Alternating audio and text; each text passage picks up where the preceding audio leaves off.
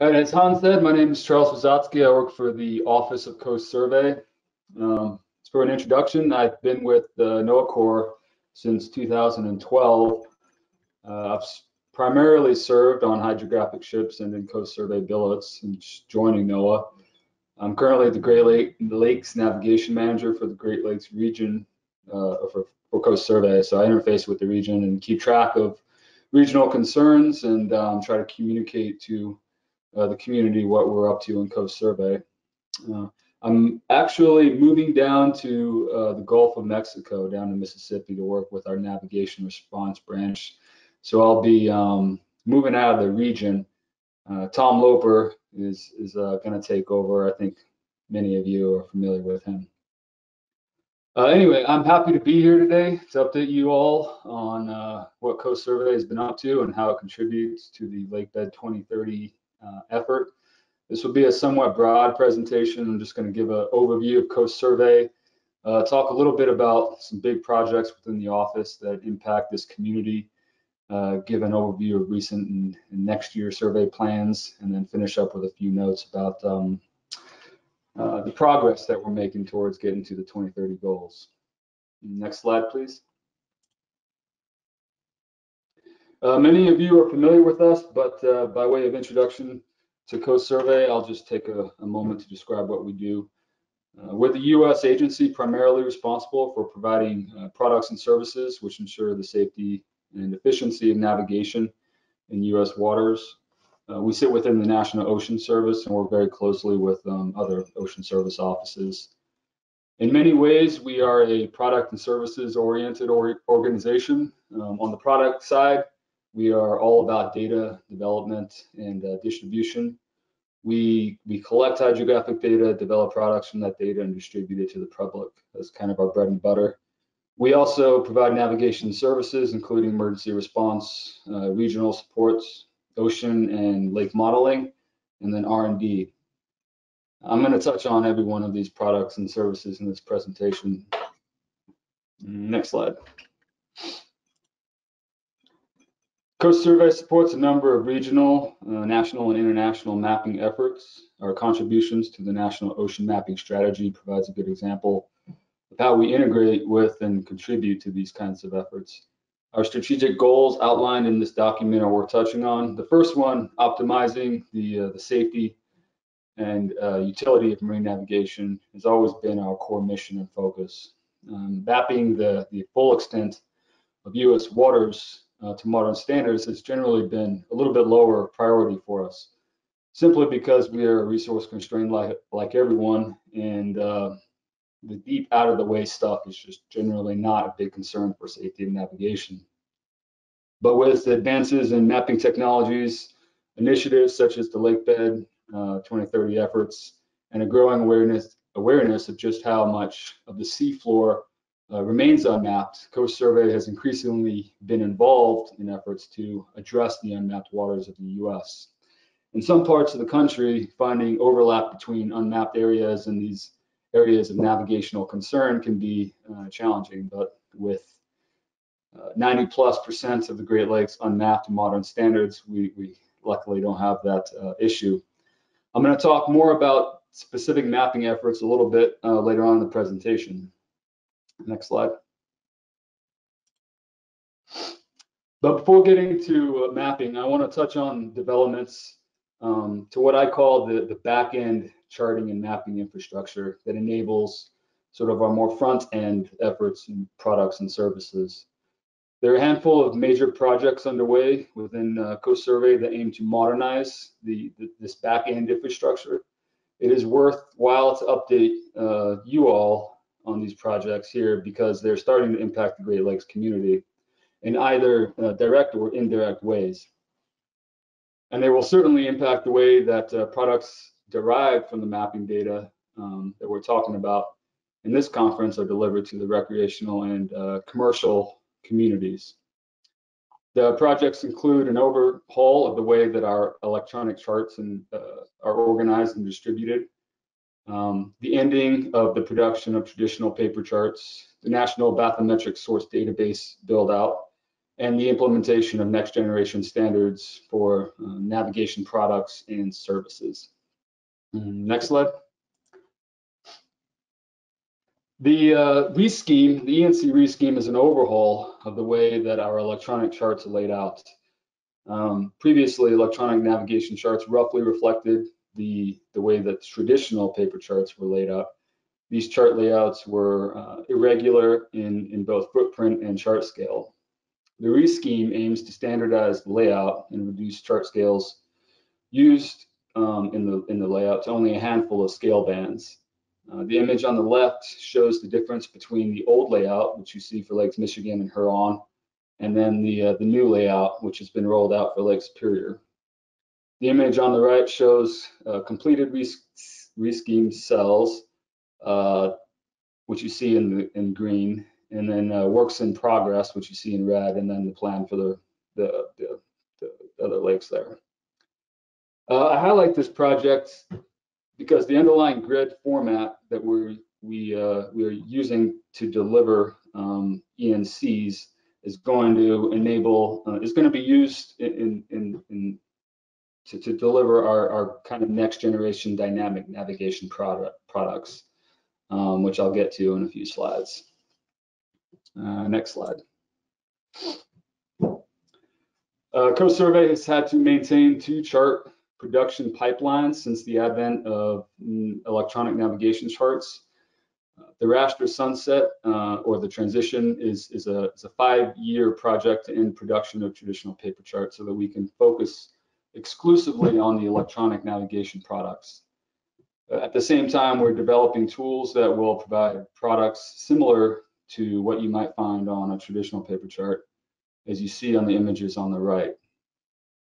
Lake Superior will be the first region, or one of the first regions, to have traditional paper charts canceled, as you see on the left. All those charts in red there are set to be canceled in January of 2022.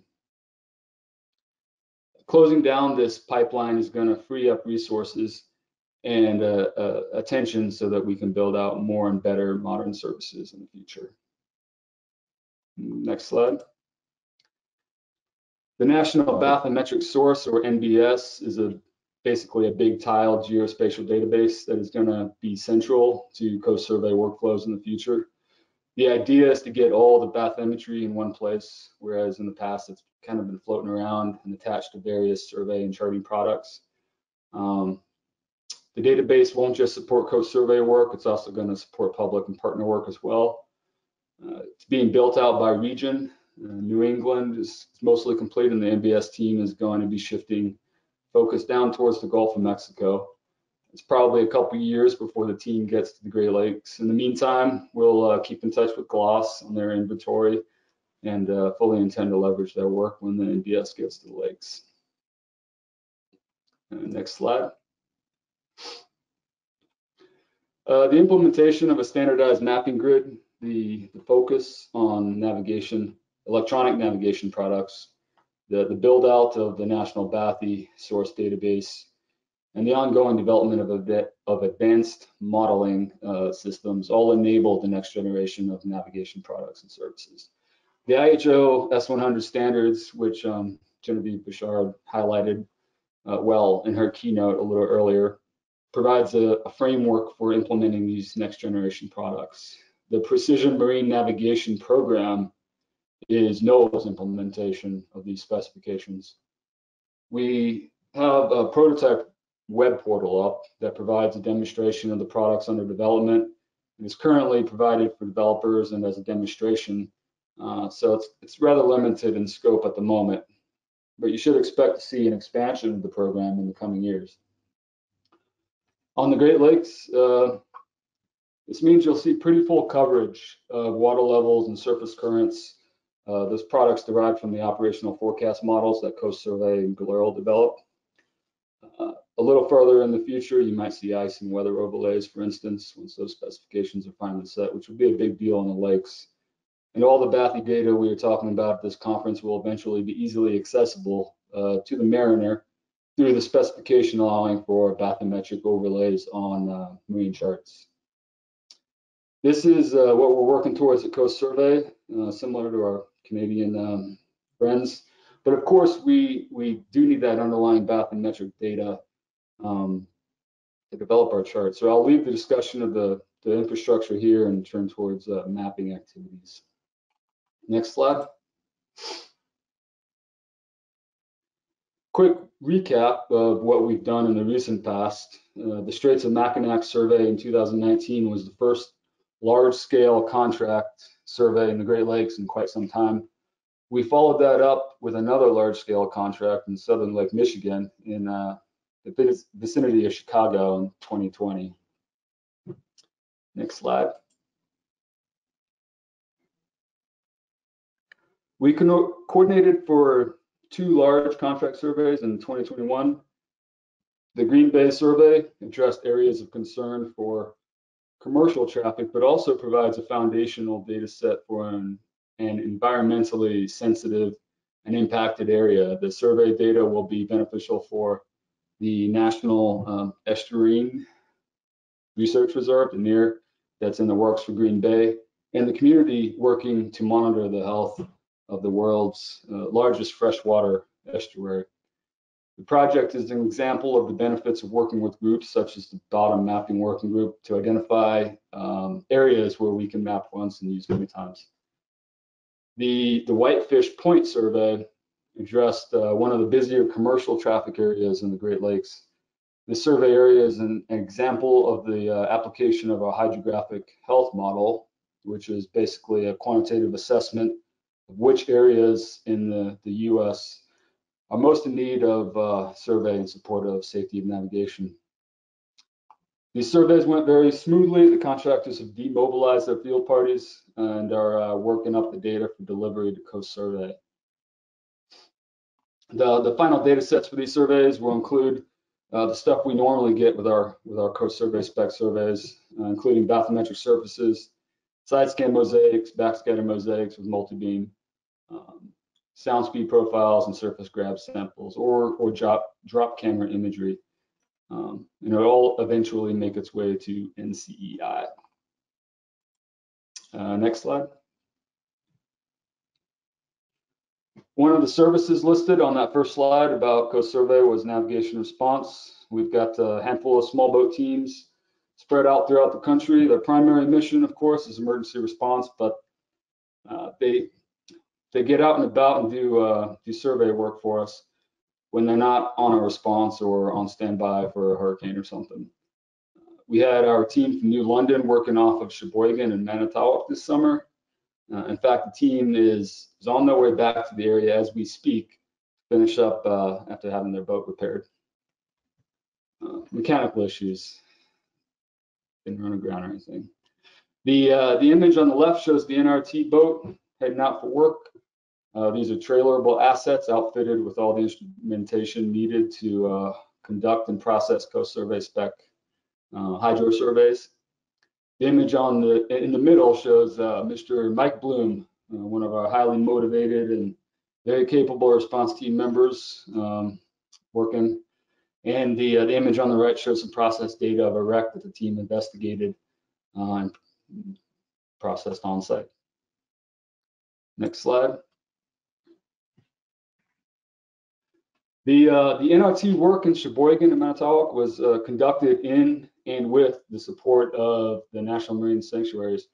It was an outstanding example of how these smaller collaborative projects can have a big positive impact that goes just beyond the collection of hydrographic data. Just getting the mapping mission out there and promoting NOAA so that people know that we do more than just the weather is a big benefit to these kind of projects.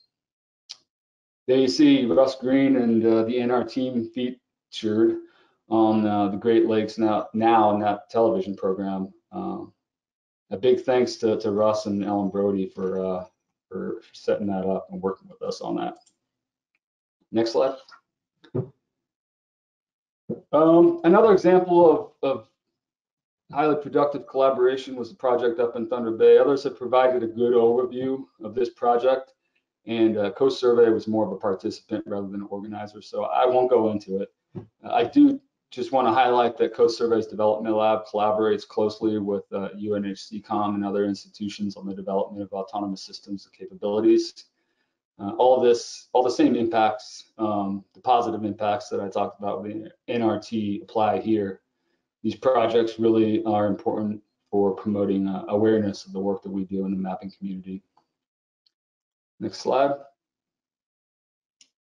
Of course, it's not all about PR. A funny thing that I think all of us are aware of, but that we sometimes avoid mentioning, is that the current generation of uncrewed autonomous systems are still heavily dependent on crews. In fact, it's often the case that uncrewed systems require more crew than the crewed systems. This varies, of course, by system and mission and project area and such, but this is all understandable given that we're at a phase where we're developing the capabilities and conducting the research that we need, and certainly doesn't detract from the importance of the work. From a technical standpoint, collaborative projects like the Ocean Exploration Trust, CECOM, Thunder Bay project are extremely beneficial because they build up the key enabling capabilities that will eventually enable us to really realize the mapping productivity gains that these systems can provide. Next slide. For 2022, we're excited to announce that we are on track for another large contract survey. This one, we're pretty much for the entirety of the Wisconsin Shipwreck Coast Sanctuary area. The image on the left shows the sanctuary boundaries. The image on the right shows roughly the area that we're trying to address. The two holes in the polygon are the areas where the NRT have been working. The NRT work, the Great Army Corps Topo Bathy LiDAR coverage in the shallow areas, the previous mapping collaborations in the area. With all of that, we should be able to get most of the sanctuary. This survey is a bigger example of all the benefits of mapping collaboration, partnership, and public outreach that I've just been talking about.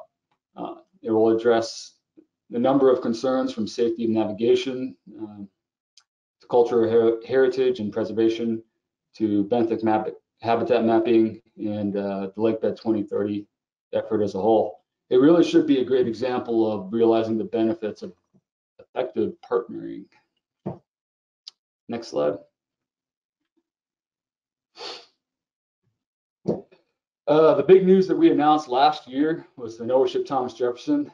They should be working on the Eastern Lakes. That project was shifted to 2022 due to logistical constraints associated with COVID operational protocols.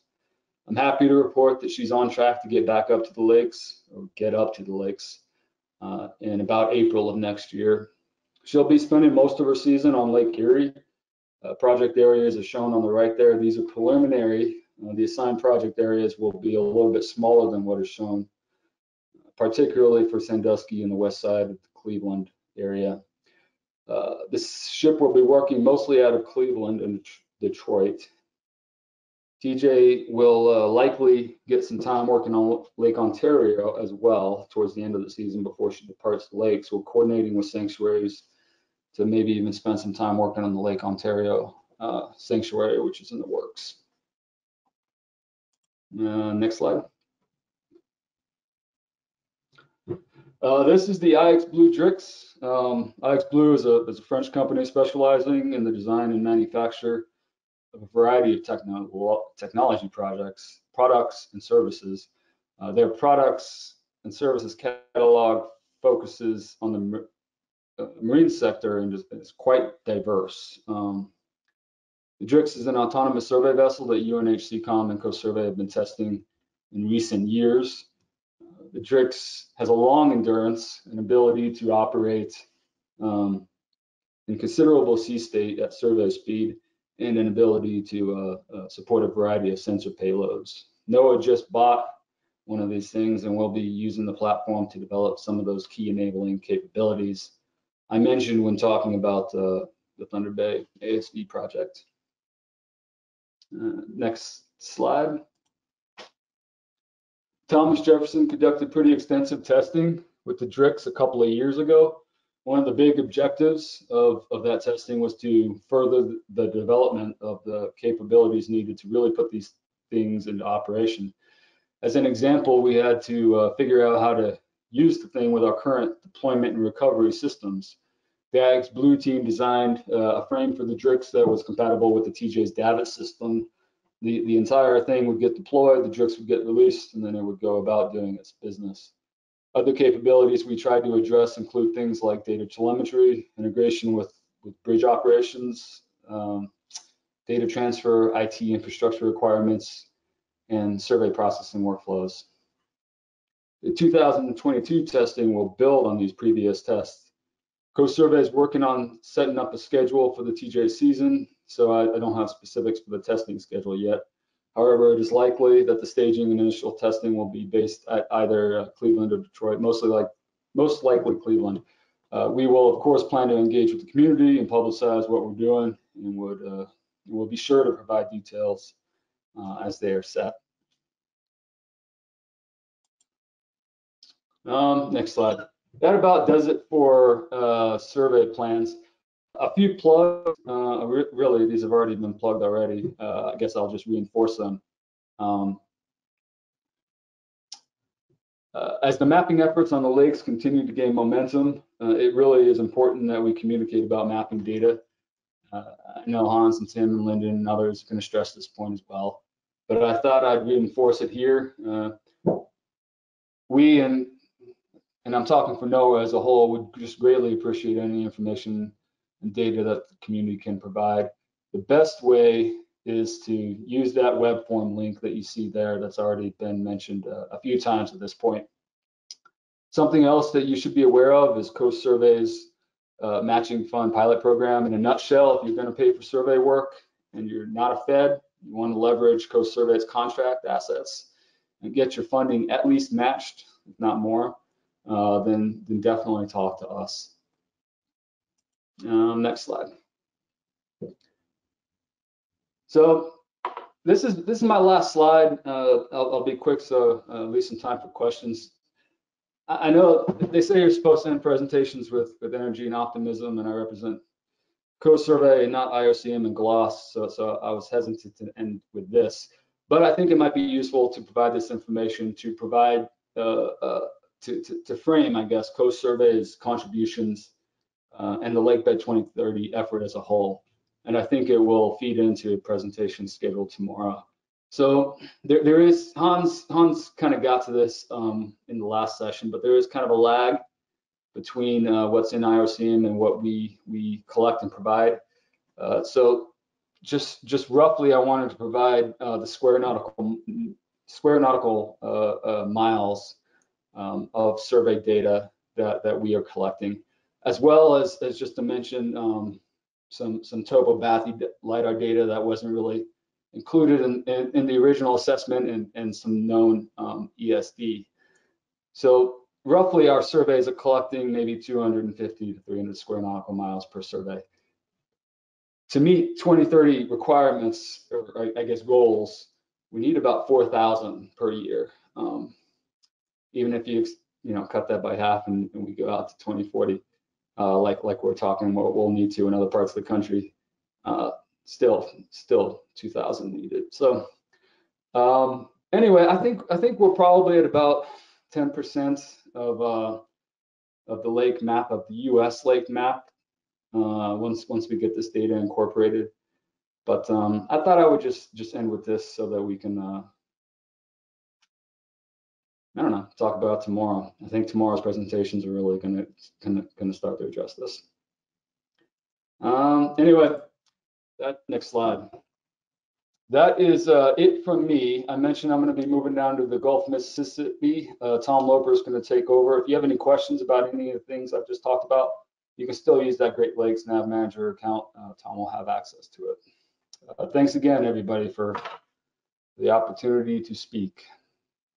Thanks, Charles. I mean, it's great to hear not only what's been going on, but what the plans are moving forward. And as you know, the Great Lakes, certainly in the last 8 years, have experienced these enormous fluctuations in water levels, 1.7 meters, and these are static changes, unlike hurricanes on our ocean coasts. And so, how are you seeing the need or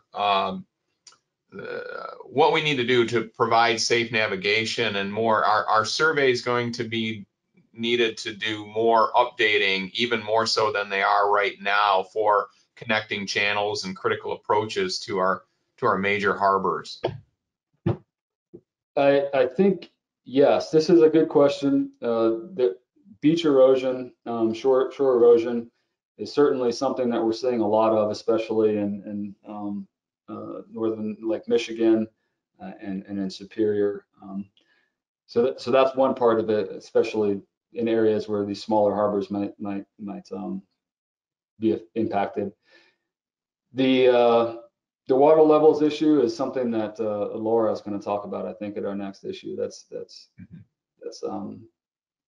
not complicated. I mean, water levels are changing. They have the low water datum is going to change, and how that impacts dredging levels and all that kind of stuff is actually kind of a political issue. But I mean, I don't know. We'll find out areas that are being impacted by the water levels, and then try to get them surveyed as quickly as we can. Yeah. So a question came in regarding the 2019 surveys in the Straits of Mackinac, and will that be available soon, or is there something that is holding that up from being released? Yes. So yeah, that data is. So we in Coast Survey, NOAA as a whole, endeavor to provide our data to the public. It's actually one of our important functions. We also, however, have to protect our environment and our cultural resources. So we comply with the NEPA and the NIPA, the National Historic Preservation Act is what we're talking about here. We have a review process. We consult with state and tribal authorities to ensure that we don't release any data that's going to negatively impact any historic artifacts or resources. And there are some concerns with the data up in the Straits.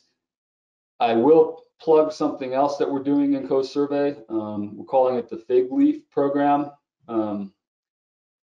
For those of you that weren't aware, and I wasn't, Fig Leaf is used to cover up private parts for whatever classical art in the past. So, like with our Fig Leaf policy, we're basically developing methods to blend out or kind of blend in, I guess, anything that might be culturally significant and that we want to protect in the data itself, so that we can release the underlying data products. Our current system, unfortunately, is that if there's something culturally sensitive in a data set, that whole data set's restricted. So we collect the data, we give it to NCI, however, it does not get released to the general public. That Fig Leaf program is making progress. We're consulting with all the SHPOs and the lawyers and everything, just to make sure that we're complying with the law. And it sounds like we are. So that we hope to see some progress there shortly. In the meantime, if there are data needs for modeling or for education use or whatever, contact me or Tom, the Great Lakes Nav Manager. We can put you into contact with the people that can get the conversation started, at least, about getting access to some of that data. Because we know it's a bummer. We spend all the taxpayer money to go out there and collect the data, and a lot of people are interested in it, but we do have to comply with the laws. And I mean, there are valid concerns out there as well.